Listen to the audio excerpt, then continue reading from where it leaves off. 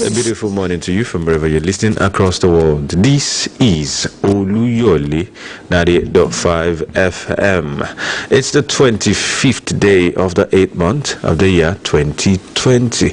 Check your time, it's 6:32 a.m.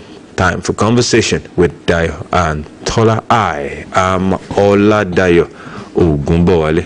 I'm Tola Teriba. Good morning. All right, from wherever you're listening, thank you so much for joining us this morning. This is how we do it, Mondays through Saturdays, 6:30 to 7:30 a.m. Text them, call them. The program has started. Top-notch review, of course. You check the newspapers, review, and you're allowed to share your opinion, of course, within the boundaries. You understand? No insults, no unnecessary ranting and venting. But then this is where you get to contribute online and live via your voice. The program is live on Facebook, facebook.com/Oluyole 98.5 FM, and of course on Twitter at Oluyole FM. Our website remains the same, www.bcos.tv/listen. You can listen to us audio only via our website, but if you want to stream us live audio visual, go on Facebook and Twitter. Check us out on Instagram at Oluyole 98.5 FM and Radio Garden. We're also live on the online radio platform mixer.com/Oluyole FM. Go ahead, drop your comments on Twitter. Make sure you use the hashtag conversation, okay? And of course, directly under the live stream on Facebook, you can go ahead to drop your comments as well. We go straight to the newspaper. I have a copy of the Punch newspaper. And I have a copy of the Nigerian Tribune. 6.1% shrinking of economy. Federal government won't be able to service rising debt, fund budget. As a Manufacturing Association of Nigeria and others talking there as a writer, things are tough for average consumer. Inflation going up, says manufacturers. Tackle rising inflation, unemployment, says Lagos Chamber of Industry. Channel forex into productive sectors. Reduce leakages. NECA advises FG. That's on page 17 of the Punch newspaper.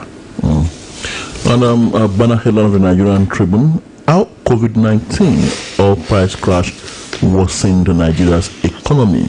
Now, GDP shrank by 6.1% in quarter two. Transport, construction, real estate, education sectors contracted, says Nigeria Bureau of Statistics. Recession highly likely in quarter three, says LCCI. All this on page 6 of the Nigerian Tribune this morning. So much a brace for impact. Quarter 3 is here already. Just next week. Maybe the opening is already seeping into our systems, and the federal government, as a way of managing it, the government is actually keeping quiet about it. Is that a way of managing? I'm just trying to keep it quiet. You know the resilience of Nigerians. Wow. They'll think it's never say die. It's a normal thing. This one is hard. This one is not normal. This one is not normal. I've always been expensive. Well, wow. This one is not a new normal. 6.1% shrinking of economy. All right. We're talking about the economy and money. 331,300 job losers withdraw 116.87 billion naira from pension accounts. Page 19 of the Punch newspaper. And they need money to survive now. Wow. We invest $1.5 billion annually on Nigeria's humanitarian crisis. That's coming from the United Nations. Says complexities make Nigeria conflicts hard to resolve, and wants federal government to complement force with dialogue. That's on page 2 of the Nigerian Tribune. Wow, this is interesting. Well, I hate to say I said it or we said it, that kind of thing. Is this not what we... $500 million Chinese loan already approved, probe unnecessary reps. And there's a picture of the Speaker of the Federal House of Reps, Right Honorable Femi Bajabiamila. Why was the probe opened in the first instance? We are not aware that the loan had been approved in the first instance. Remind me of one childhood poem, and that is the end of Solomon Grundy. That's the end. All right. Page 2 of the Punch newspaper. $500 million Chinese loan already approved. Probe unnecessary. Probe lead to rest. That's the end. All right. We understand. All right. On crime, a robber strike in Ibadan. Kill man near government secretariat. Very, very pathetic. 26. Very, very pathetic. I mean, it's also here, gunmen rob or your man of cash, gun him down. Page 5 of the Punch newspaper. Actually trailed from a bank after withdrawing a sum of money. Somebody gave him out. Definitely. Probably from inside the bank. Probably. Or maybe from home, or they followed him there. Someone who knew was going to come into the job. Definitely. Something needs to be done about security within the states. A shutdown of tertiary institutions in Nigeria crippling its future. That's coming from the experts this morning. Page 8 of the Nigerian Tribune. Wow. Talking about institutions, over 100 Nigerian students, now talking about education institution, over 100 Nigerian students killed. I know you didn't see that coming. In 4 years. NIDCOM said so. Over 100 Nigerian students killed in just 4 years. And you could guess most will be victims of violence, conflicts. Right. Conflicts in troubled parts of the country. Very unfortunate. Well, it might even be page 11 of the Punch newspaper if you want details of that story. All right, Unilag Senate elects Ogunshola acting vice chancellor. That's the outcome of the meeting of the Senate yesterday. Sounds nice. It's also here. Unilag Senate withdraws suit against Ogundipe's sacking, appoints acting VC. Page 27 of the Punch newspaper. And on Mago probe, Malami denies conspiring to victimize anybody. Page 5 of the Nigerian Tribune. Okay, we'll see how that goes. Boko Haram, May Lafia declines police invitation, secures injunction. This one that everybody's inviting. I mean, it may never end. So he went to court, secured an injunction. Leave me alone. I don't blame him. And I think it's that time somebody also went to court over this hate speech thing. The web that seems to have caught Melafia and that radio station. Well, I'm sure by now that radio station must have paid though. Or else they are joking with their license. But somebody needs to challenge it in court, like you said. That's it. Okay, gunmen kill one GSS 3 students. They are kidnapped in Kaduna. Wow, GSS 3. Wow. That's on page 27. Kills kids. Nigerian Tribune. Igbo unions condemn Enugu killings. Drivers protest members' death. That's on page 11 of the Punch newspaper.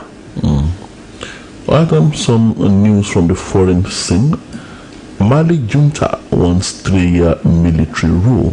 Agrees to free presidents. And so it starts. But will they reinstate him? I think that's what ECOWAS is asking. They've said that is out of the question. They've already said that is out of the question. That as far as they are concerned, that Buba Keita is not coming back to that seat. But asking for 3 years. You see, that's how it starts. 3 years. Later they say we need more time. Maybe another 4 years or 10 years before you know it, you have a dictator. Also sitting tight like the Democrats or the I mean, remember Udika Nigeria and Udika fits. All right. International passengers who evade Nigerian tests face travel ban, says the Presidential Task Force on COVID-19. Page 11 of the Punch newspaper. And our protest erupted as police shoot another black man in U.S. That's talking about the state of Wisconsin. Do we ever hear the end of such? It's like even why Black Matters, Black Lives Matter protest keeps going on. You still see pockets of such police brutality across the country. I'm in the U.S. now. And they actually said they were responding to a domestic shooting, to a domestic incident, and the man was shot in the back as he was trying to get into a car. In front of his kids. That's the most pathetic part. Right in front of his kids. He had no weapon. They were the one talking to him, was trying to get into a car, and they fired him at close range. Wow. God help America. All right. Local government poll. ADP demands cancellation. Akeredolu swears in chairman. Page 13 after Punch newspaper. I mean, you already took the story. Airlines to pay $3,500 fine per passenger for breaching protocols. Says PTF says COVID-19 fatality rate dropping. Some encouraging news there. Well, it appears it's not only Oyo State that has a serial killer on the prowl, even though we've been able to manage our own here, at least after some hiccups. Suspected serial killer hacks Ogun community leader to death. Pages 4 and 5. Why did he go after the community leader? Pretty much knows what he's doing. We need serious help in this country.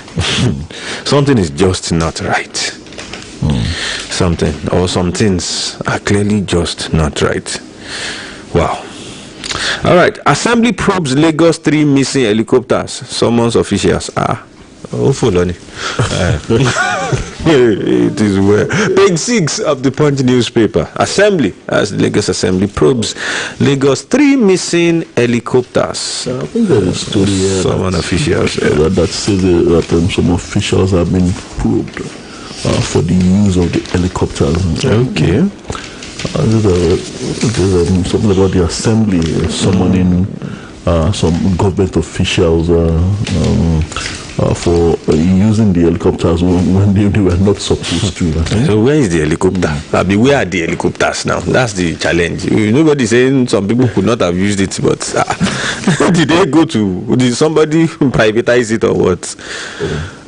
It's a serious matter here. Some political headlines here. Ondo 2020, no alternative to Akeredolu, says Ife Oyedele.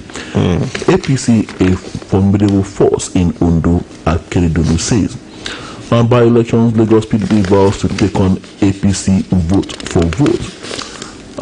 Court remands 7 suspects over invasion of Edo Assembly. Those are the scapegoats, if you ask me. Scapegoats indeed. I think that's just about the right word for such. Well, we'll see how that goes. Okay, IPPIS will eliminate ghost workers in varsities, polytechnics. Some dons they're speaking, Melafia Riwani, weighing in on the IPPIS conundrum. COVID-19, Nigerian varsities not doing enough, says a vice chancellor. It means we are not doing enough too, sir. You are one of them. Okay. VC6 alumni intervention in varsity departments.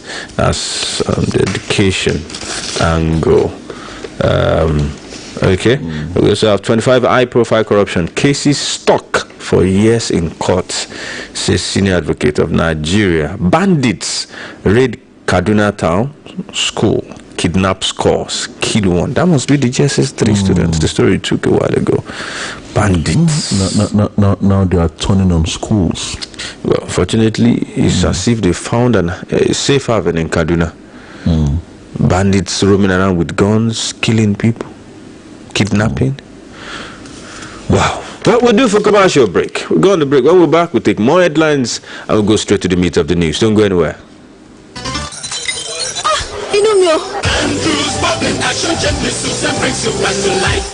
ṣé ọ̀nà fún àyà tàbí inú rẹ̀ ń gbóná ni inú rẹ̀ ń dàrú Andrews liver salt ń gbógun ti inú kíkún àti àyà títa ní wàrà ń ṣẹ̀ṣà tí àyípadà kò bá sí lẹ́yìn ọjọ́ méjì lọ rí dókítà rẹ o. Conversation with Dayo and Tola. So glad to know you're there. Still conversation with Dayo and Tola, coming to you live from the stables of Oluyole 98.5 FM, right here in our Iliakide Orita Bashoron studios. We go straight, I think I'll just go straight to the sports page of the Punch newspaper, precisely page 30, right here. Ministry Dangote begin repair of Abiola Stadium pitch. Oh, interesting. Abuja. And we have federal government set to demolish National Stadium. Shops occupants lament. I have not sealed Sunshine deal, insists Ogumbote. And we have Aisha Buhari wanted Amokachi as sports minister. Gara Gombe. Oh, really? Oh, interesting. Okay, so Ajia's interest. Okay, well, he was able to become SA. I think that at least he's still close. I'm surprised. So, Madam likes football more. Might be an Amokachi fan. All right, Plateau United targets 2021 CAF Champions League semis. Bayern conquered Europe 6 years after Wembley triumph, and Chelsea to sign Thiago Silva from PSG on 2-year deal. Sports pages of the Nigerian Tribune this morning.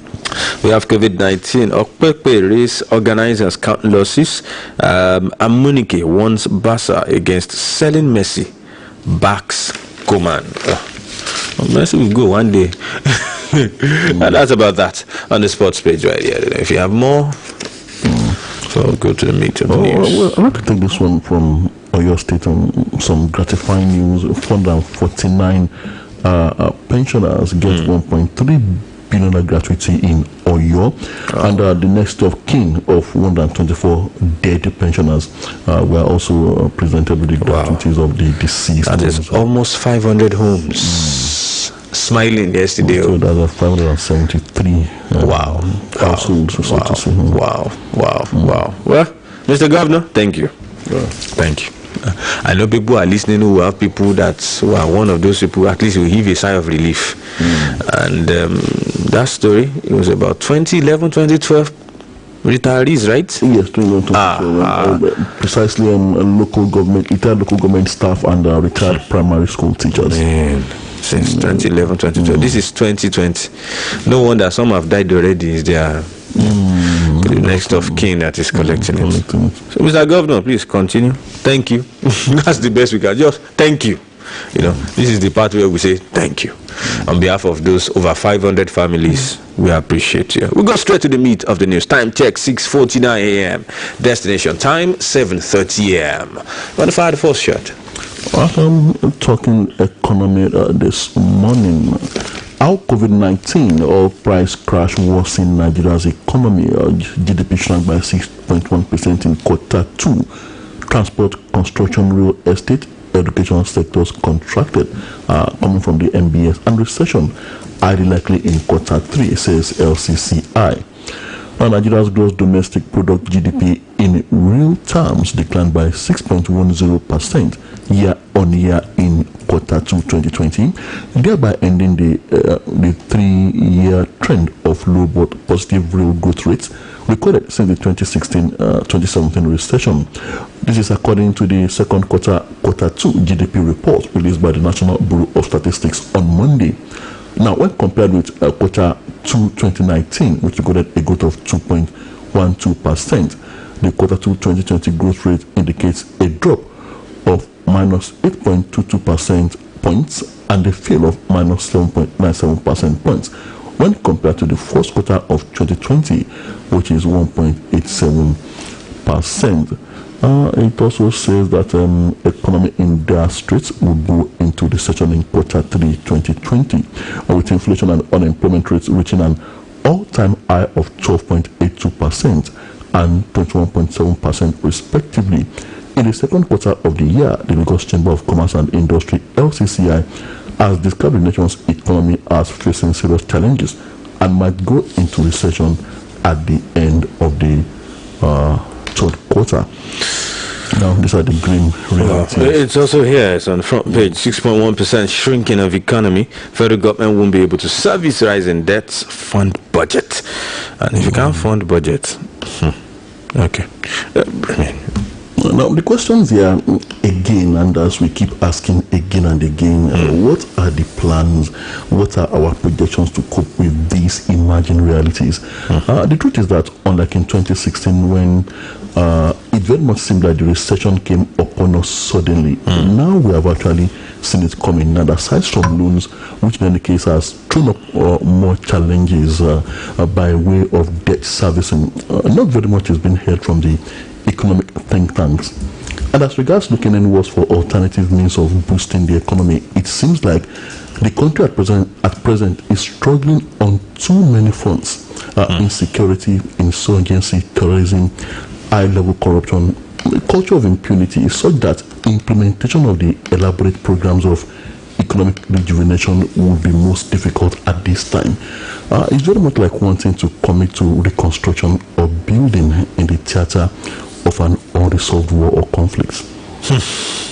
You've made this statement quite elaborate. You've elaborated enough, and it's worrying because all this is happening at a time when even the global economy is taking a hit from COVID-19.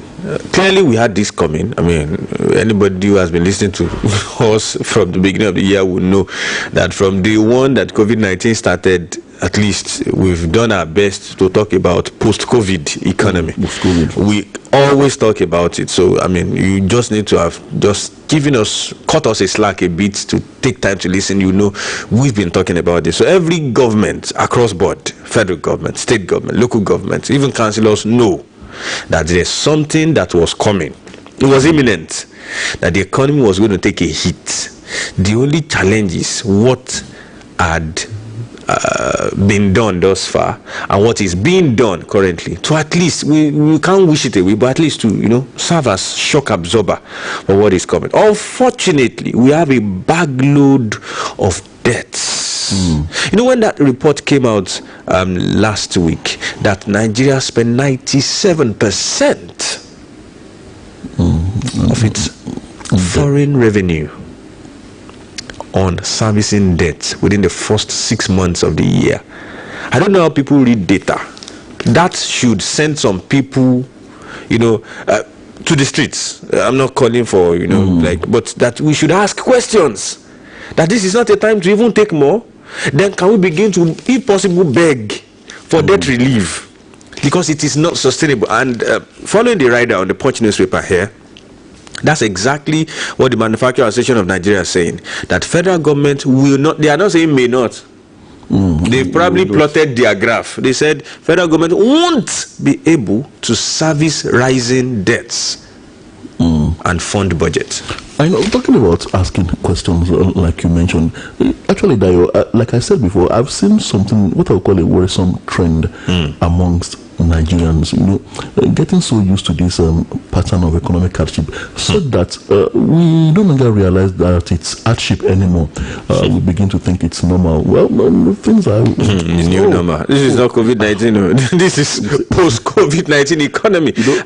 We get so used to these things.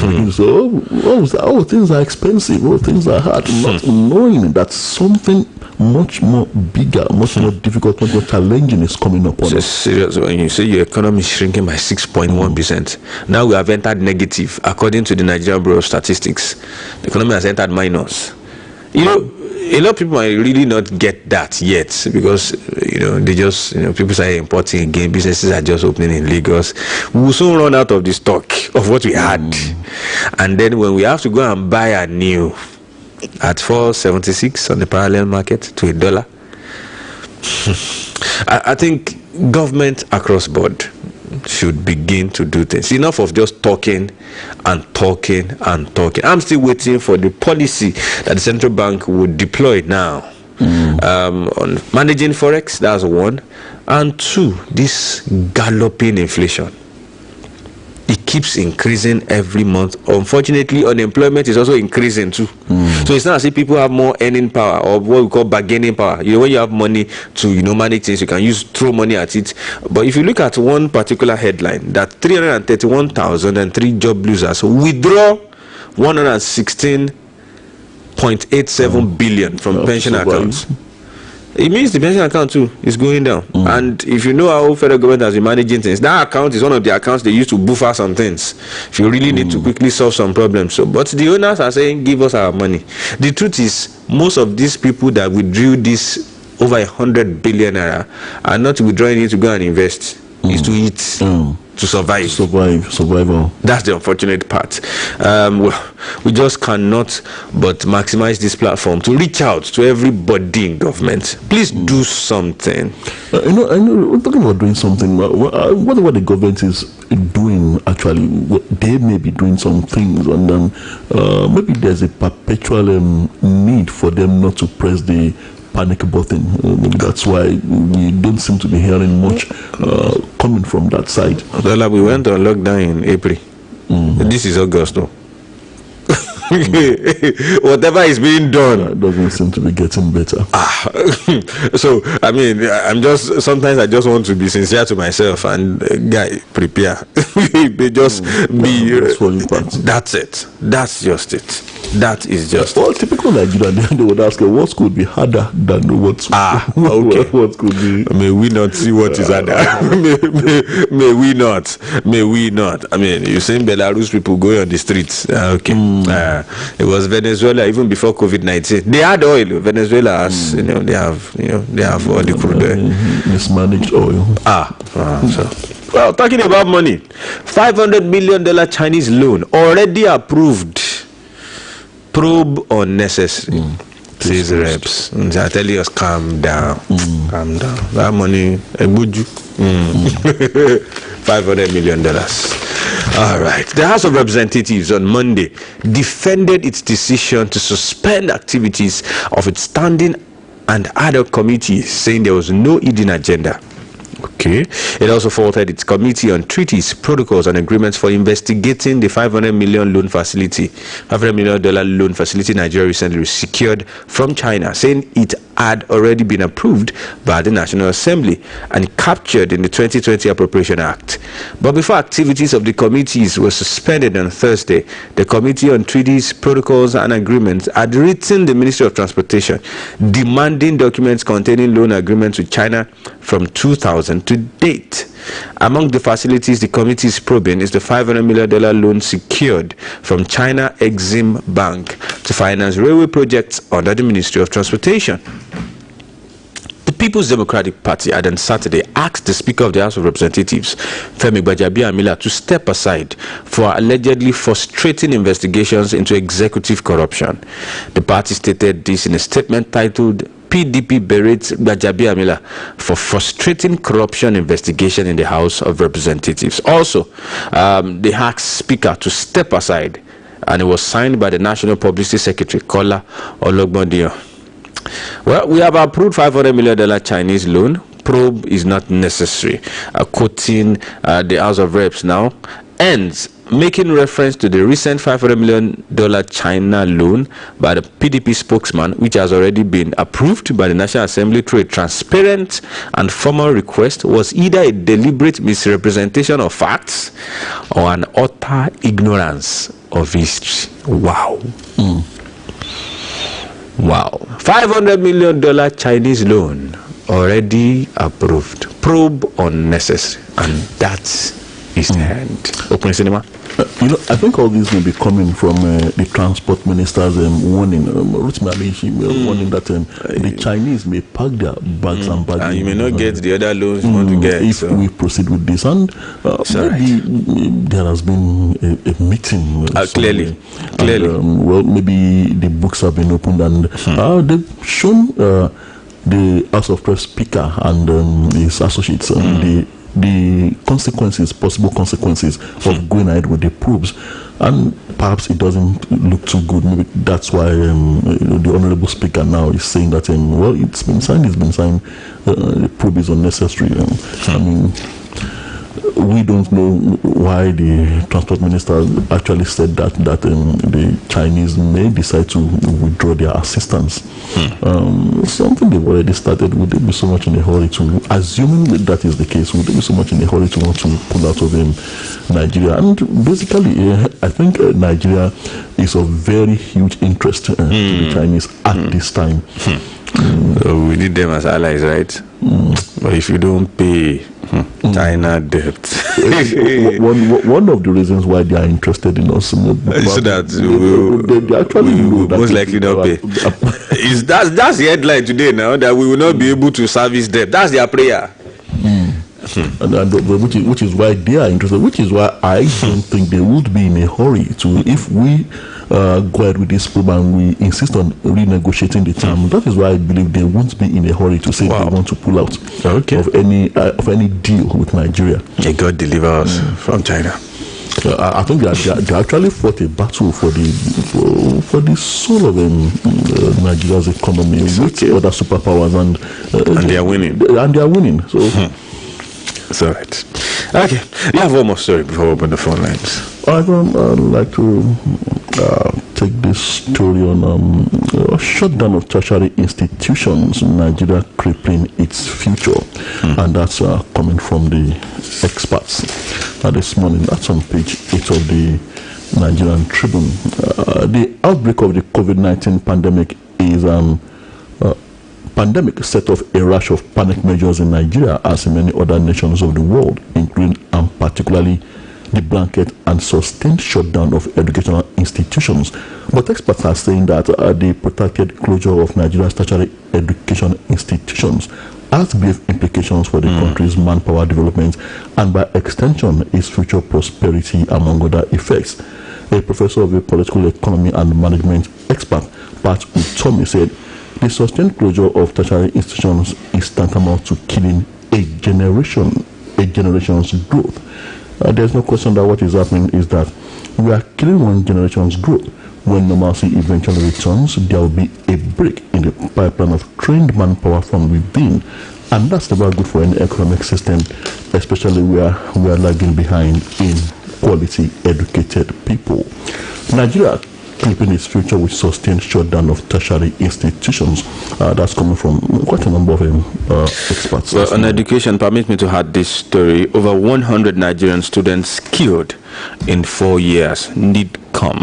The Nigerians in Diaspora Commission said on Monday that no fewer than 100 Nigerian students studying in northern Cyprus, one country, have been killed between 2016 and 2020. The commission lamented that the Nigerian students were killed in mysterious circumstances, while the assailants were never prosecuted for the crime. A statement on Monday by NIDCOM said the 100 victims included 25-year-old Ibrahim Bello, son of Justice Amina Bello of the Kaduna State High Court. Other victims include Kennedy Taumwambua Dede, 28th student of Eastern Mediterranean University, killed on February 1, 2018. And the list continues. NIDCOM demands justice, urges students to avoid Northern Cyprus universities. Wow. According to the statement, Justice Bello was at the Commission's office in Abuja to plead with the federal government to assist her in bringing the murderers of her son to justice. Wow. Over 100 Nigerian students killed in 4 years in Northern Cyprus. Abba. Just that country. Somebody is... or some people are against Nigerians coming to that country. And I think one of the reasons Nigerians who have the means do send their children abroad for because of the epileptic system, of course, the academic calendar back home. And that's one of the reasons why people with the means anyway, and those who can afford to, who are lucky enough to get a scholarship would also want to go overseas because of this thing that is happening back home. Wow. And that's why the experts are already warning that the shutdown of our tertiary institutions, that's one of the fallouts that we're seeing. Nobody trusts the system any longer. And now the Northern Cyprus Nigerian students have been killed. That probably wouldn't have happened if they had stayed back home. But now, like I said, staying back home, if you have the means to send your child abroad to avoid these perpetual disruptions in the academic calendar, why not? Now, on the issue of perpetual shutdown of tertiary institutions and its impact, now, while COVID-19 may have required certain difficult measures across all sectors, including education, and this, of course, has not insulated the tertiary institutions. Now, the bulk of the appeal here will still have to go to the federal government and the industrial unions in the nation's tertiary institutions. Pre-COVID-19, the views have always been one industrial crisis or the other. And very prominently crisis having to do with perpetual face-off between the academic staff union of universities and the government. But honestly, the thing that as far as predicated its struggles upon. I mean, the need for an improved system in the ivory towers before the issue of IPPIs came up. And ASU itself may well be the impediment to achieving that, because the ended strike actions would definitely take a toll, as the experts have said, on the upcoming generation. Much as I personally appreciate ASU for fighting for a system of tertiary education that would turn out the very best, I still want to say, well, cutting off the head is not the solution to an headache. After all, well, most of the people that are professors and icons in the education sector in the ivory towers today, they went through a system that was not also better in their own time, but it wasn't perfect. And those that were in charge of teaching at that time did not perpetually shut down the ivory towers at all. So I think there are ways of going about this thing. Well, they will argue that to an extent, most likely government was also responsible, to a very large extent. To a very large extent. We'll do for commercial break. When we're back, we'll open the phone lines. Don't go anywhere.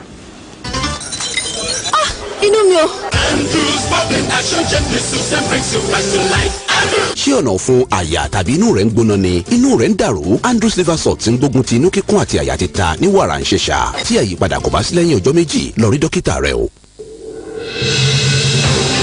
Conversation with Dayo and Tola.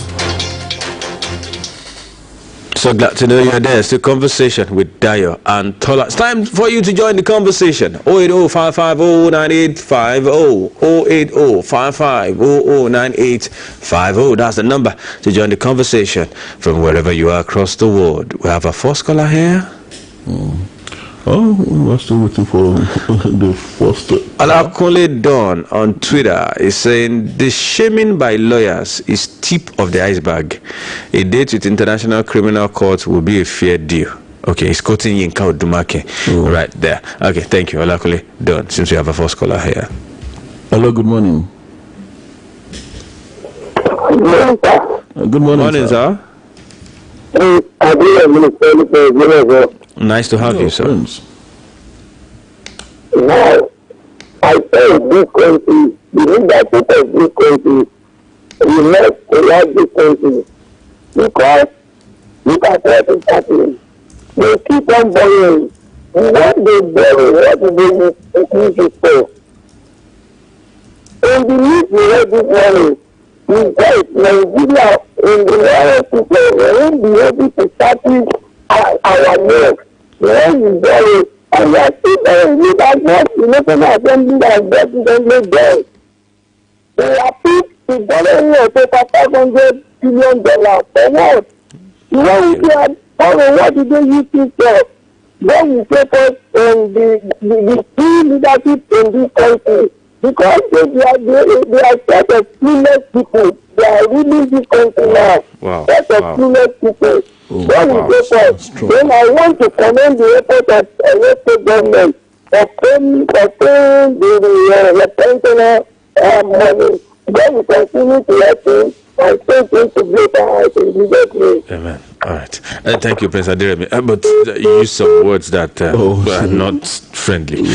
Please let's avoid those words. That's not fair. That word is not. I mean, no. Please let's not use such words. Thank you very much. Matthew Olaliru on Facebook is saying good morning, DNT. Your word on yes from Ilera. Deoti Kunle S saying good AM, Mr. Dayantola. Kindly help to blow the trumpet of our one and only indefatigable governor for your state for his relentless efforts and commitment to the payments of arrears, of backlog of gratuities of your state retired officers, especially the primary school teachers. May his son that rises never set at noon. Amen. Okay, we thank him because he has restored hope to the hopeless. All right, Team GSM, you are cited. We'll go back to the phone line. Hello, good morning. Hello, good morning, sir. Good morning, Aruna. This is Aruna from Odoro, Gomosho. Good morning.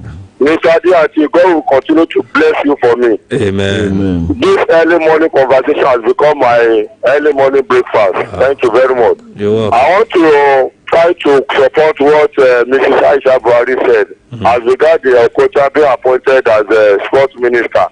It's a very good idea. Why? Because when you work for your country, when it is time for enjoyment, try to enjoy now. And when you look at what Amokachi did for this country, he has been loyal to this country. I wish all the best. Please, Caravan, to give him the opportunity. Thank you very much, Mosadi Auntie. All right. Good morning. Thank you so much. I'm not sure the Minister of Youth and Sport will allow somebody to remove sports from his ministry. All right. That's the key thing there. Okay. But let's see how it goes. Since Ajia is interested, they can settle this thing in the other room. Christian Bola Adio. Good morning, Mr. Dio and Tola. I like your conversation. May God bless you. Amen. Okay. And Nigerians. Olami Afiz. Olami. Good morning, dear auntie. Please, my special appreciation goes to our governor. Okay. For the payment of your pensioners, kudos to him. Thank you. We'll go back to the phone line. Hello, good morning. Good morning. Morning, sir. Good morning, sir. This is Alaji Lamidi Kamaru Lamkam from Iliobo, I the local government of Osun State. Oh, nice to have you, sir. I want to commend the state governor. He's doing a very good job. Please, your radio network covers very large areas. Please help us tell us, governor, to do the same. Okay, sir. Pensioners are suffering also for the past 5 years. Nothing. Help us appeal to him. All right. Good day, sir. Thank you, sir. Alaji Lamkam. Thank you so much. All right. I don't know what to say. We'll go back to the phone line. Hello, good morning. Hello, Dayo and Tola. The last speaker make me laugh. So you have to help them appeal to well, let me appreciate what you are doing, but please, Amateku. Yes, sir. Farmers are suffering in Oyo State too. Amateku should please come in. I will give them my four-way agenda when they start. Good morning. Oyekale from Ogbomosho. Nice to have you, sir. Thank you so much. What he said, in the movement of hunters and the apprehension of the Akele said, I think that's just what Amatekun would be able to do. Exactly. Well, governor has released money, so we expect the necessary people to do the right thing. And please, start. We can't wait. Someone else is here. Hello, good morning. Hello, good morning. Good morning. Yamosa calling from Mauritania, Ogbomosho. Nice to have you, Yamosa. Go ahead. What did we discuss in Nigeria? Man. Firstly, I want to commend efforts of engineers for what he's doing for us in Nigeria about paying retirement salary and school primary teachers. What we did with him, I guide him. Amen. My prayer for him this morning is that yesterday, today, tomorrow, Amen. Amen. Thank you so much, Yamasura. Really appreciate you. Adela Sunday on Facebook saying good morning, Tola and on economy. It is a pity that Nigerians don't learn from our mistakes. We keep on borrowing without nothing to show for it. On payment of gratitude of retirees, God will continue to bless the government to do more good. On China loan, may God deliver us from Chinese loan, no, as He has delivered Israelites from Egyptian. Call me that Adela Sunday. Yeah, so let's go that way. I think we need to go spiritual with this thing. Let's go back to the phone line. Hello, good morning. Good morning. Morning, sir. My name is Caleb Alabi from New Zealand. Oh, nice to have you. Caleb.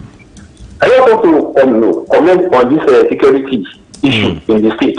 Yesterday it was reported that the farmer in Okiogo, they said that the stop will self-defense if the government does not find solution to their problem. This morning also we see it was reported also that some people, one man was killed along the Secretariat Road.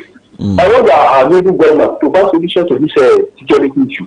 That's my own comment. Good morning. Thank you so much, Mr. Caleb. From Lola Diwali, okay, he's saying good morning from this side, Mr. Dayantola. I was okay, fine. I want to commend our governor, okay, for his dynamic and positive thinking. Okay, thank you so much. Okay, Agbomojo Wula is saying good morning. Since the loan has been finally approved, it's better we start learning how to speak Chinese. Okay, God will deliver us. Engineer Sheyi Makinde, kudos to you, Jare. Okay, we go back to the phone line. Hello, good morning. Hello, good morning. Good morning. Morning, sir. Alaji Ayilabugo is on the line from Lanlate. Nice to have you, sir. Let me join other right-thinking State citizens to commend, appreciate, and applaud the amiable governor of Oyo State, Engineer Sheyi Makinde, offer the payment of gratitude to the senior citizens, the retirees. You see, these people, they will be so happy, and I believe they will continue to vividly pray for the governor. That is how a good leader should do.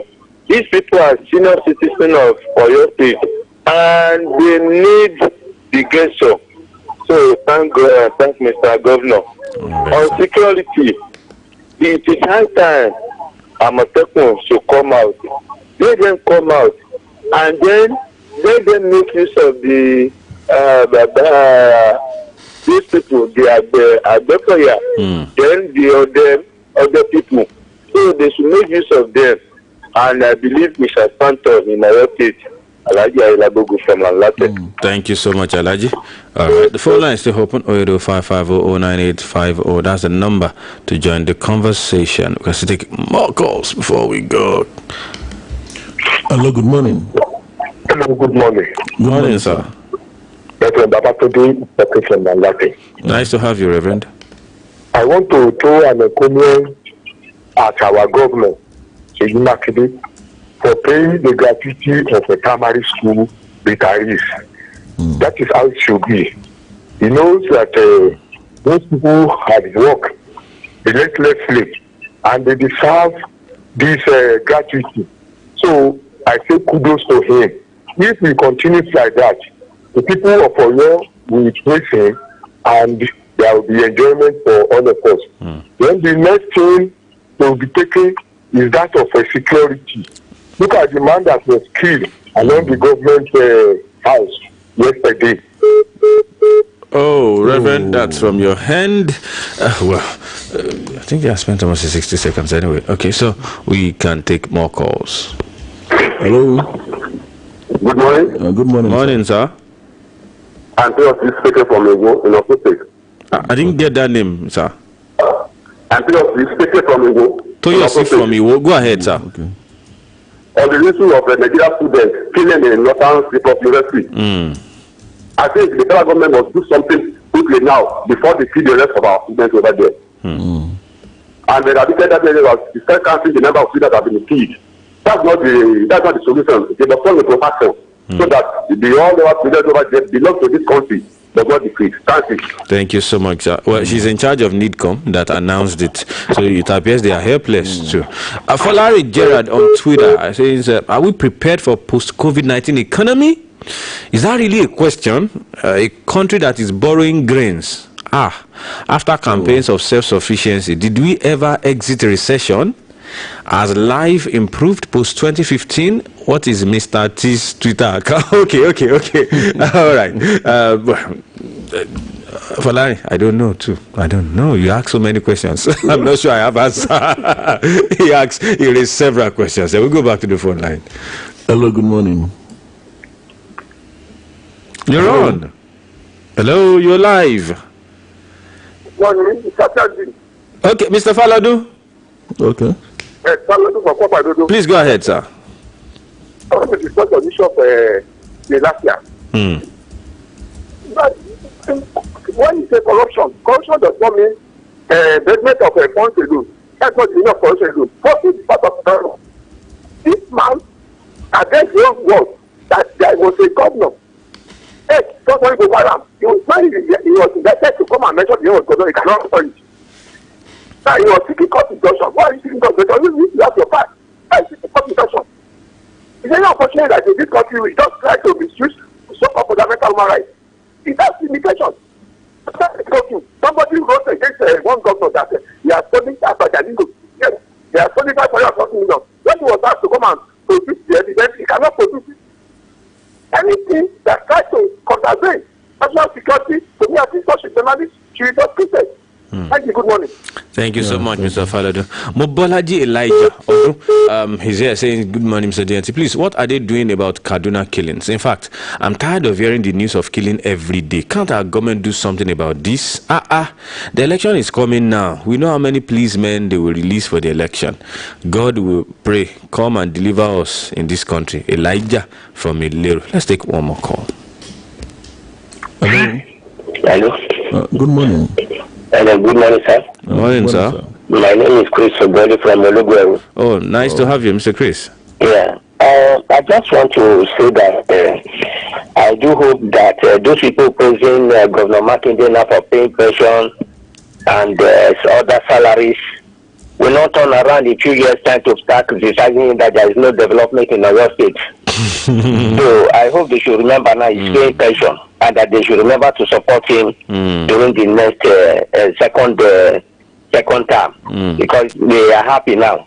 But soon as they will still start criticizing him that he did not do any development.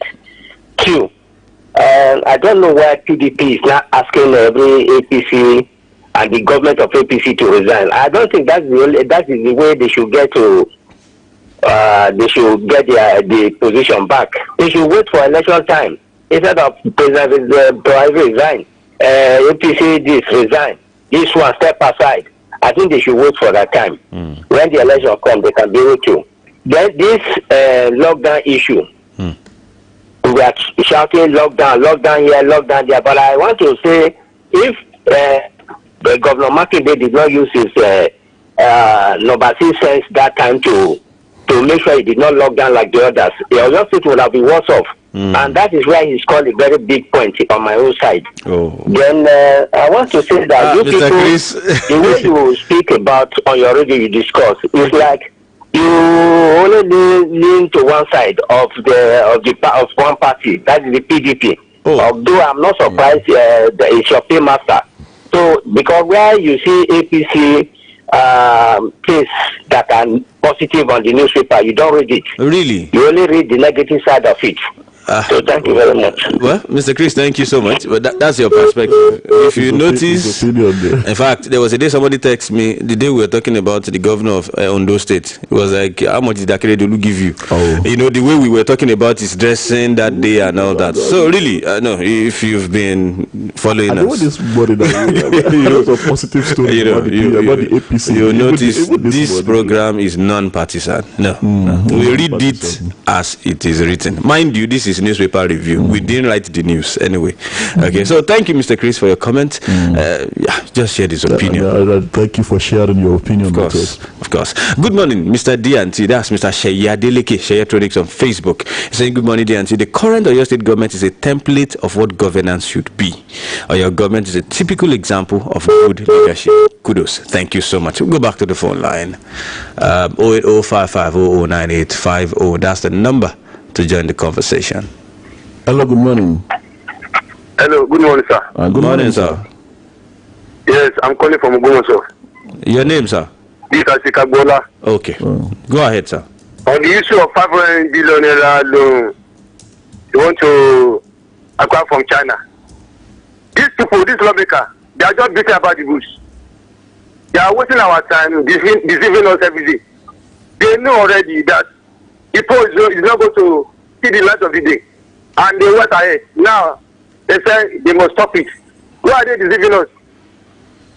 So, God bless Nigeria. Okay. Thank you. Thank you so much, Mr. Isaac Agbola from Ogbomoso. 08055009850. That's the number to join the conversation from wherever you are. 08055009850. Is someone here? Good morning. Yeah, you and Tola, good morning. Good morning, Grandma. This country makes me laugh. $500 million from China. They are going to enslave us the second time. God bless this country. Amen. The Lord will save us and help us. Amen. In Jesus' mighty name. Amen. Let me and you engage in prayer so that we can come out of this mess. Have a wonderful day. Thank you so much, Grandma. All the way from Ilorin. Really appreciate it. Call the phone line. Stay open. 08055009850. Someone is here.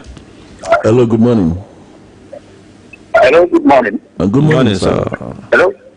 Hello, good morning. Sir. Good morning, sir. Thank you. Yes, I'm Prince David calling from Ogbomoso. Go ahead, sir. Yes, sir. Now, I still want to talk on the issue that I used to discuss every time. You see, in Nigeria, every day, we are hearing the bandits, the killing, the Boko Haram, and some other kind of things. But you see, here in Oyo State, God has been answering our prayer. He has given us the man that we need. And we pray that God will continue to bless him, putting smile in the faces of the people every day. That is what we need. Let's continue to pray for Engineer Seyi Makinde. Thank you. Thank you so much. Well, can we take one more call before we go? All right. Final call. 08055009850. Hello, good morning. Hello, good morning, D and T. Good morning, sir. Well done. Yes, sir. Thank you, sir. I appreciate your analysis this morning about $500 million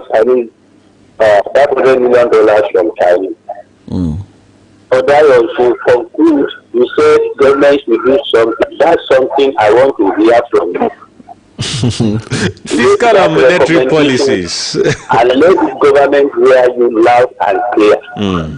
We thought it was especially for the federal government that want to kill Nigeria, but now the legislature has joined them.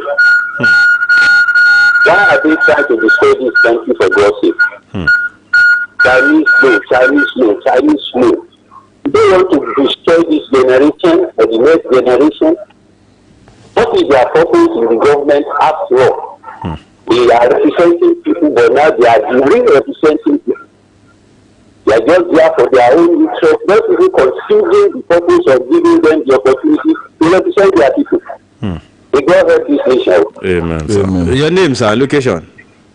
Ajala from Wara. Thank you so much. That will be our last call for today. We have a commercial, and that will be the show for today. Thank you so much, everyone who's making the date with us. Prince Aderemi from Ogbomoso, Aruna from Odoru, Alhaji Lamidi Lamkam from Ilogbo in Osun State, Oyekale from Ogbomoso, Iya Monsura, Caleb Balabi, right here in Ibadan from New Ife Road, Alhaji Ayilabogo from Lanlate, Reverend Babatunde from Lanlate, Toyosi from Iwo in Osun State, Mr. Falado from Kumapa Yolodo, Chris from Ologun, Isaac Agbola from Ogbomoso, Grammar from Ilorin, Prince David from Ogbomoso, finally, Mr. Ajala from Iwara. Thank you so much. Till tomorrow when we come your way again, I remain Oladayo Ogunbowale. Tola Teriba. Chief Olufalaye will be live on BCS TV at 9 a.m. today. He will be in the studio. He's not calling in. He's not Skyping. Please don't miss it. Have a wonderful day. Conversation with Dio and Tola. Oluyole FM. Ìyá mi Àyìnkẹ́, adájọ́ tí kì í fi gbá kan bọ̀ kan. Ṣé wo mọ̀ yí pé apá èpò lẹ́yìn àgbà ọmọdé apá lẹ́yìn tiẹ̀ náà má yájú sẹ́gbọ́n rẹ̀ mọ́ o. Olú alámọ̀ ní kọ̀rọ̀ yàrá kí n má bàa fi gbogbo owó jẹ wóróbo. Àjàní kódà kéèyàn fọwọ́ mẹ́wẹ̀ẹ̀wá jẹun ná díẹ̀ fi díẹ̀ pamọ́ torí ọjọ́ ọ̀la ni. Tí n bá rántí ẹ̀kọ́ nípa bá a ti múra lámúyẹ ẹ̀rín á sì pa mí títí. Ewu ọmọ mi Àjàní bó ti wọ bàtà ọ̀tún sósì bí ẹni ń lo oko ọdẹ ó yá ọkọ mi tún bàtà rẹ wọ̀ dáadáa. Fún àwọn òpómúlérò ìyá ẹ̀mí àbàtà tí módò ṣàn ní 3 crowns ìtọ́jú àwọn ìyá ṣe pàtàkì kí wọ́n lè tẹ̀síwájú ipa rere aláìlẹ́gbẹ́ tí wọ́n ń kó lórí ẹbí gbogbo. 3 crowns milk, healthy moms, happy families. Oluyole. Listen all you want. It's always free. Thanks for showing us the way to better radio. Oluyole 98.5 FM. Here we go.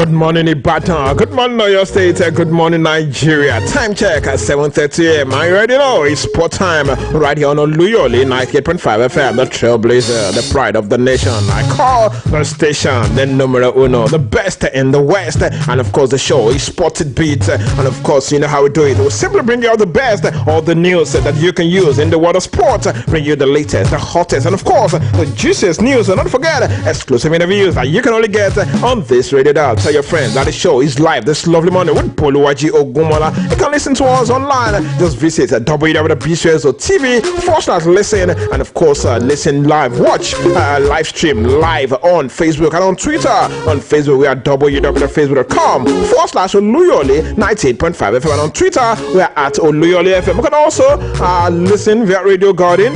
Just check out Oluyole FM right there. Massive shout out to listeners on Agility FM 92.1 and on Okyogo FM 96.3. This lovely morning, we'll be starting from Akure, where former Enugu Rangers coach Benga Ogumote says that he's yet to seal a deal with Sunshine Stars. Amid reports that he had agreed a deal with the MPFL club. The Akure Gunners, popularly known as the Owena Waves, have been badly hit with mass exodus of players in the past few weeks due to the club's inability to offset the outstanding salaries of their footballers. Well, with current manager Kabiru was set to join Lobby Stars this very week, Ogumote has been tipped to replace the man who would be replacing him in Lobby Stars after his 1-year contract was not renewed by Lobby Stars. Well, if he joins Sunshine Stars, it will be his second spell at the club for Gumbote. Yes, he won a Federation's Cup with Rangers back in 2018, and he has told reporters that he's yet to sign a deal to reach an agreement with Sunshine Star. It says, and I quote, I would still want people to be patient a little bit because discussions with Sunshine Stars are still on, and until we conclude the deal, I don't think it is right to say anything. Discussion is at an advanced stage, but nothing has been confirmed yet, according to Ogumote this morning. Ogumote returns, will obviously return to the club, all things have been equal, and this will be his second stint at Sunshine Stars, having agreed in principle to join them. We understand that he had meetings with officials of Ondo State Football Agency, as the ODSFA, in the presence of Honorable Commissioner for Youth and Sport in Ondo State. All things being equal, things should be sorted. A dotted line should be signed, and of course, our official announcement will be made very soon. And of course, you can always trust us on this radio dial to bring you all the news as it breaks. Away from that, let's head straight to Bauchi, where Bauchi State government has pledged to support Canopilas Football Club for a successful outing in the forthcoming 2020-2021 CAF Confederations Cup. The pledge was made by the State's Commissioner for Youth and Sport, Alhaji Adamu Manu, while receiving Canopilas FC Chairman Alhaji Surajo Shaibu Jambul in his office on Monday in Bauchi. Alhaji Adamu Manu expressed the Bauchi State's government appreciation for choosing Tafawa Balewa Stadium as one of the venues considered by Canopilas as the semi-executive adopted home for the 2020-2021 CAF Confederations Cup. Earlier during the meeting, Chairman of Canopilas, Alhaji Surajo Yahaya Jambul, said that they were in his office to request Bauchi State government approval to allow Canopilas to use the Tafawa Balewa Stadium in Bauchi as the adopted home ground during the 2020-2021 CAF Confederations Cup. Remember that last week I told you that Canopilas Stadium is being redesigned, being renovated, and because of that, they won't be able to play their CAF Confederations Cup game. And with all things being equal, with the meeting held yesterday, it looks as if Bauchi will be their adopted home ground. Away from that, let me inform you that construction work begins today. The renovation work actually resumes today, Tuesday, at the long abandoned football pitch of the Moshood Abiola Stadium in Abuja. The repair is funded by billionaire businessman Aliko Dangote in partnership with the sports ministry. Aside the pitch regrassing, the company will also put in shape the lighting and scoreboard of the arena. The renovation is expected to complete in 24 weeks. That's according to sources from the ministry this morning. The main bowl of the 60,000 capacity stadium, which was once home of the Super Eagles, has been left in a deplorable state for several years, thus forcing the national team to relocate to other venues across the country. But we continue to monitor progress of work over there at the Abuja Stadium, and of course continue to bring you the news as it breaks from that end. Moving straight to France this morning, where Victor Osimhen has joined his new teammate for the first time at Napoli as they embark on their preseason training. Yesterday, Napoli paid a club an African record £871 million to secure the Nigerian on a 5-year deal from French club Lille last month. Osimhen had been on holidays in Lagos after completing the deal, but has now reported to Napoli's preseason camp at the Castel de Sangro for the start of his new adventure. The 11-day camp will see General Gattuso's team hold intense training session on 8 days as they bid to get fitness levels up to scratch for the new Serie A season, which kicks off on the 19th of September. Napoli will also participate in a 3-team friendly tournament featuring Aquila, Castel de Sangro from the 28th of August. While all things being equal, the team will be banking on Osimhen to lead them back to the Champions League places next season after a lowly 7th place finish and the just concluded season. Alright, away from that quickly, let's check out the news coming from the camp of Nigeria under-17 as regards one of their players. Former Flying Eagles midfielder Fiza Remo has joined the German Bundesliga 2 club FC St. Pauli on a 3-year deal. Remo linked up with the club from Norwegian top division side IK Start. The 20-year-old scored 5 goals and provided 1 assist in 63 appearances for IK Start. Alright, we wish him all the very best in his new adventure as he continues to develop as a footballer.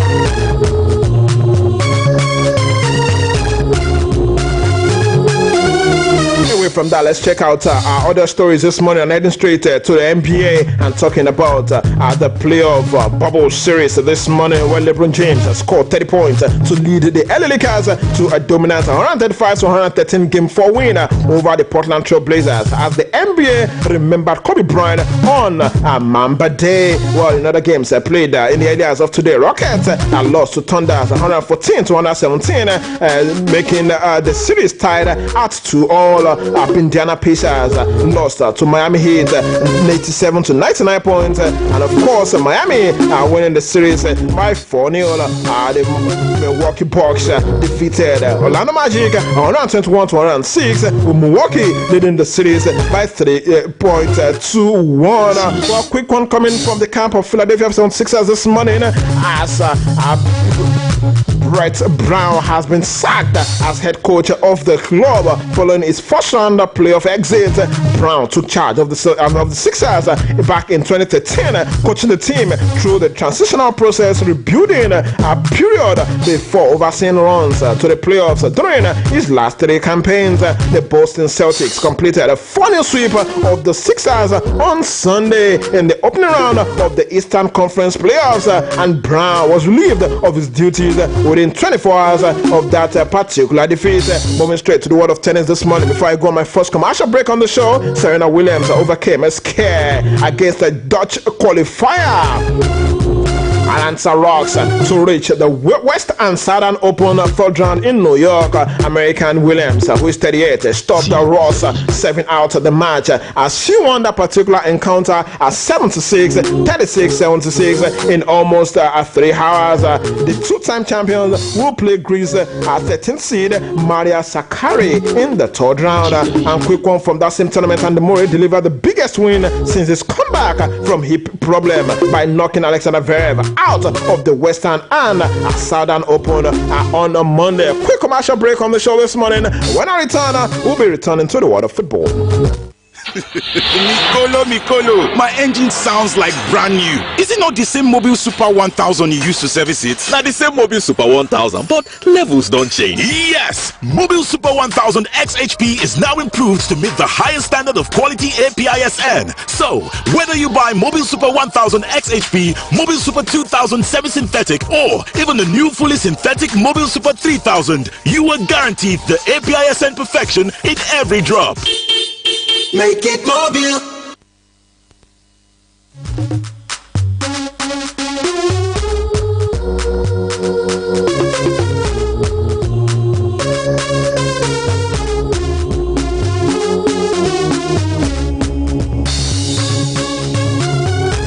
Welcome back. It's still Sported Beat on Oluyole 98.5 FM. Yes, moving back to the world of football and checking out this story this lovely morning coming from Emmanuel Munike. Emmanuel Munike suggested that former Golden Eagles and Flying Eagles captain Kelechi Nwakali may have been unduly influenced and lost focus after joining Arsenal from the 2015 FIFA Under-17 World Cup, which Nigeria won. The attacking midfielder was snapped up then by Arsenal manager Arsene Wenger back in 2016, but was immediately loaned out to Dutch side Maastricht and subsequently to VVV Venlo before returning to Maastricht for a second spell at the side in 2018. The creative midfielder struggle at the club level continued as he moved to FC Porto B side in 2018, making 16 appearances for the Portuguese side before joining Spanish club Huesca last summer, helping them to secure promotion to the Liga in the outgone 2019-2020 season. Well, Nwakali's celebrated move to Arsenal. The 22-year-old failed to make a single appearance for the London side in an official fixture. Munike, who was Nwakali's coach at both Golden Eagles and Flying Eagles, hinted that the player probably didn't handle his initial successes as well as he should have done, and of course he allowed himself to be swayed by external influences. The former African Footballer of the Year, however, told reporters that the youngster is bound to learn from his field adventure at Arsenal, describing him as a gifted player. Emmanuel Munike is on the show this morning talking about Kelechi Nwakali. Well, I have said it several times, and I keep on saying it. I think Kelechi is a gifted player with the quality he has, but of course, he was, after the World Cup, he was signed by Arsenal, and which everybody believed that with his quality, and the style of Arsenal kind of football, he will be able to find a way. But unfortunately, things didn't work out the way, people expected. And probably maybe it's a kind of lesson to him, because when success come, a lot of people come around, and those with good intentions, those with bad intentions, everybody come with different ideas.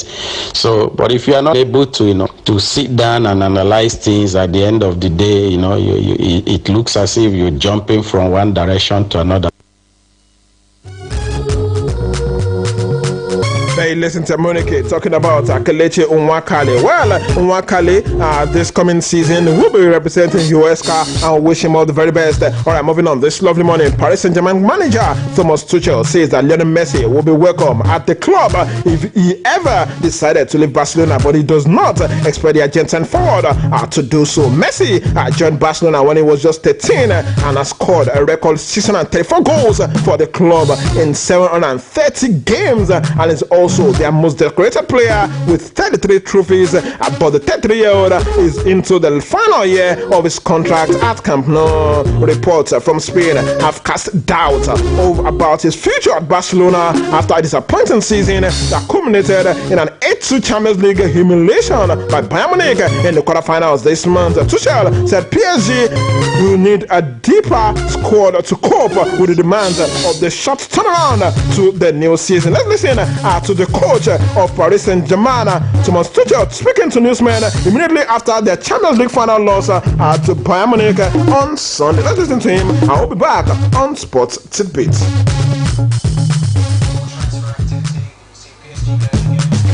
Messi being mentioned here.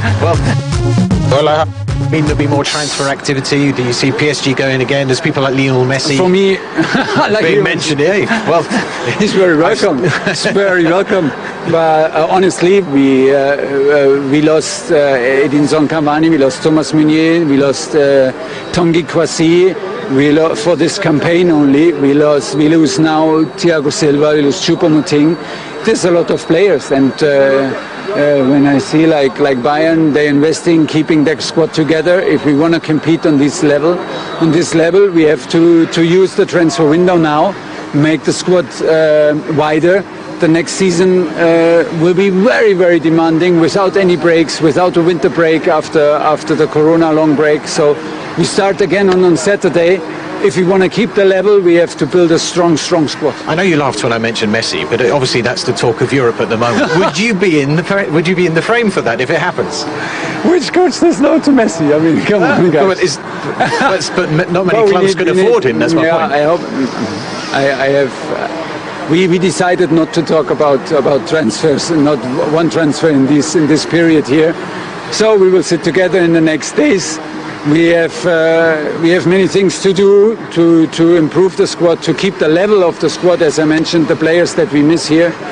And I think Messi finishes his career in Barcelona. He is Barcelona, and it's good like that.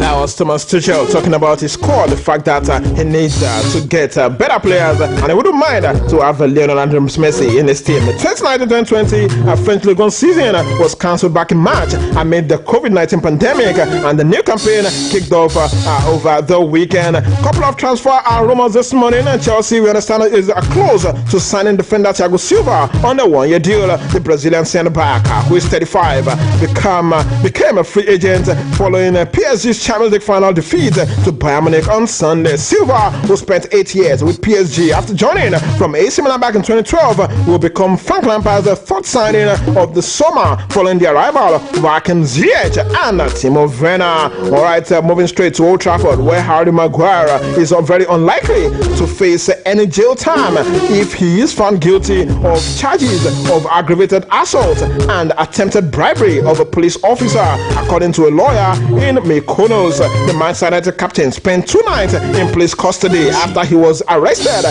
during a holiday with family and friends on the Greek island of Mykonos. Police said there had been an altercation and an exchange of words with an officer who tried to break up a fight with him. Maguire denied charges of aggravated assault and attempted bribery of an official. Moving on quickly on the show this morning, Manchester United defender Victor Lindelof has been thanked by Swedish police for catching a thief who robbed an elderly woman.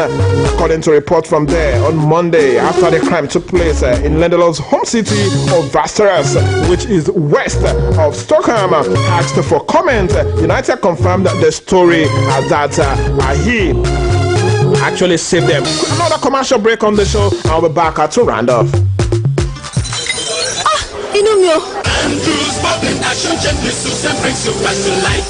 ṣé ọ̀nà fún àyà tàbí inú rẹ̀ ń gbóná ni inú rẹ̀ ń dàrú? Andrews liver salt ti ń gbógun ti inú kíkún àti àyà títa ní wàrà ń ṣẹ̀ṣà. Tí àyípadà kò bá sí lẹ́yìn ọjọ́ méjì, lọ rí dókítà rẹ o.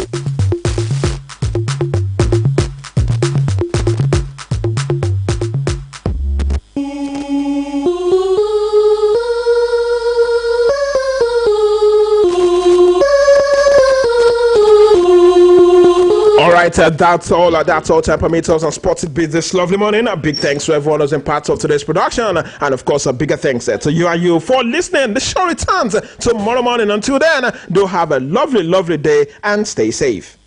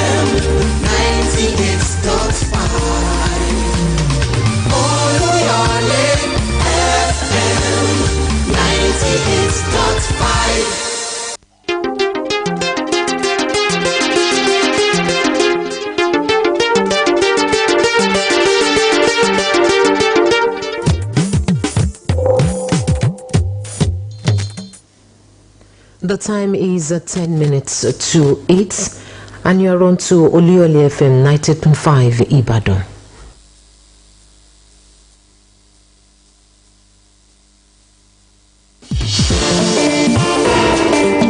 Papa John, I am afraid. Have you heard of coronavirus? Yes, I have heard. But you can get it through contact with a person who may have the virus or live in an area with ongoing spread. That is the problem. Before you know a person has it, you may have already gotten it. That is why we must stop the spread. How? Do not shake anybody's hand and avoid touching people. Do not touch surfaces such as rails or stairs, public door handles, etc. In case you do, wash your hands properly with soap or use a sanitizer. Avoid crowded places and practice physical distancing at all times. Physical distancing? What is that? It means maintaining a 2-meter distance from the person nearest to you at all times. Most important, remember to wash your hands regularly with soap and under running water for at least 20 seconds, especially after blowing your nose, coughing or sneezing, going to the bathroom, or even before preparing and eating food. Avoid touching your eyes, nose and mouth with unwashed hands. Thank you, my husband. I feel a lot better. Now go and wash your hand with soap and under running water for at least 20 seconds so you will feel best. This message is brought to you by UNICEF Nigeria.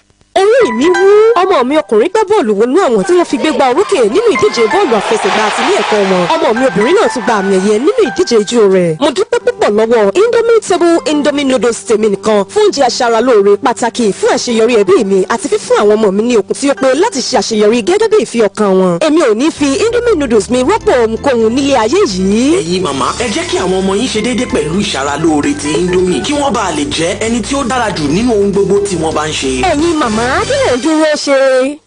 So I don't write jollof rice, fried rice, pounded yam, egusi, rice chicken. and stew, jollof rice. Thank you. All this plenty kind food one na dey call so. Now wetin we go chop for the naming baby? Yes, auntie. See, enjoyment. No be small. You see, mama baby, the same way we get different kind of food. Now so we get different kind of child-birth spacing methods. So child-birth spacing go make your belly sweet well, and your body too, e go tanda gidigba. Anyone wey you choose good for body, and you go fit trust am. Auntie nurse, my Jasper don dey talk about am o, but me I dey fear. See, no culture or religion wey no dey support anything wey go make life better. Make you and your Jasper come when una ready. I go dey wait for una o. Okay. No forget say anyone wey you choose for childbirth spacing matter dey safe and you fit trust am. Oya waka go any health center wey get the green dot logo to get full information on childbirth spacing services. This message na the Federal Ministry of Health and support from American people carry am come.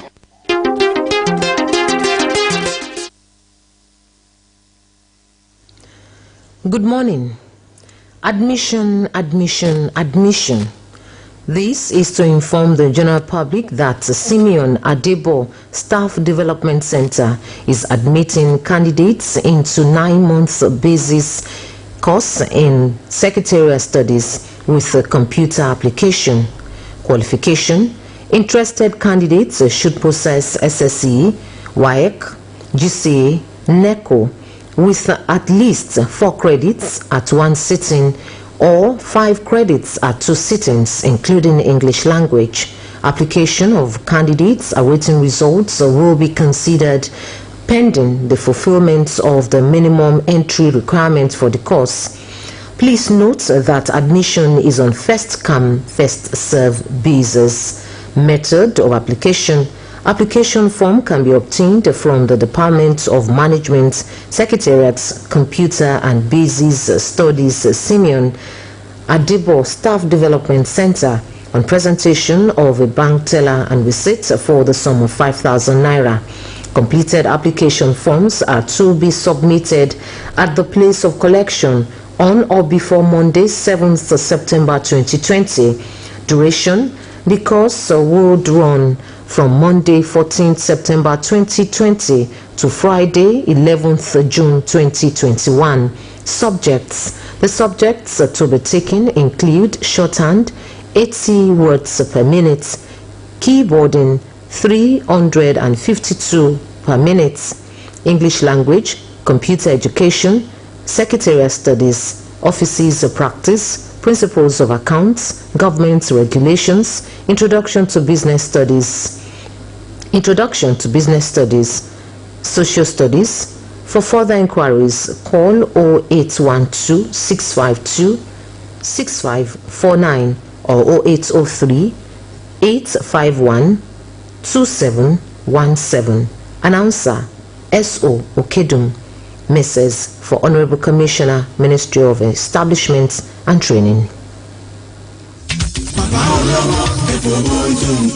kéèyàn jókòó tẹ́tẹ́rẹ́ kò tán ohun tí ń ṣe ni ìgbìyànjú ni kẹ́dà ó gbà iléeṣẹ́ Jitalex International Empowerment Poverty Alleviation and Self-Reliance ló ti ṣe àgbékalẹ̀ ètò ìrónilágbára lẹ́lẹ́kàǹkà àti láti yọ̀ọ̀yàn kúrò nínú ọ̀fìn àìrówóná dẹni tí yóò lè dádúró lórí ọwọ́ ẹ̀ bọ́ bàtà tí òró tó olú tí ọ̀yọ́ tó wá dàbí ẹni pé ọ̀nà dórí ọ̀pẹ ó fẹ́ pin máa ń hara rẹ lé mọ̀ kàn sí Jitalex International fún ètò ìrónilágbára ìwọ náà rọwọ́ họrí ẹ̀wẹ̀ ẹ̀ka Jitalex International ó sì dúró lórí à ń pèsè pure water machine ice block making machine nylon machine palm oil mixer digester palm kernel cracker àti bẹ́ẹ̀ bẹ́ẹ̀ lọ gbìyànjú kàn sí Jitalex International tó wà ní first floor White House Ring Road roundabout àgọ́ tẹ́lọ̀ odò ọ̀nà ńbàdàn ẹ̀ka wọn wà ní abẹ́rẹ́ opposite government secretariat gbọ̀ngàn Òṣogbo road nípínlẹ̀ Ọ̀ṣun lábẹ́òkúta opposite total filling station àdáta Ìbàdàn road abẹ́òkúta telephone 0056046055 email address jitalex@yahoo.com Jitalex International níbẹ̀ kò yẹ kambuso.